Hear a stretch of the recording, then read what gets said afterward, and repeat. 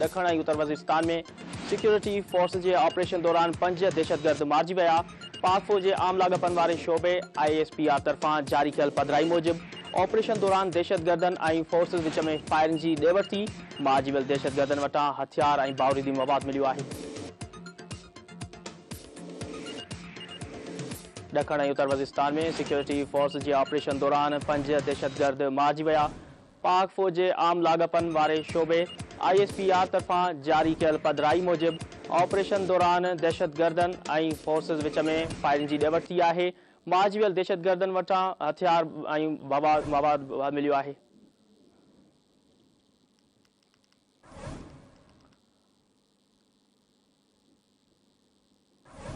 दखण उत्तर वज़ीरिस्तान में security force के operation दौरान 5 दहशतगर्द मारिजी विया। पाक फौज के आम लाॻापन वारे शोबे ISPR तरफ़ां जारी कयल पधिराई मूजिब ऑपरेशन दौरान दहशतगर्दन ऐं फोर्सिस विच में फायरिंग की ॾेवड़ थी। मारिजी वियल दहशतगर्दन वटां हथियार ऐं बारूदी मवाद मिलियो आहे।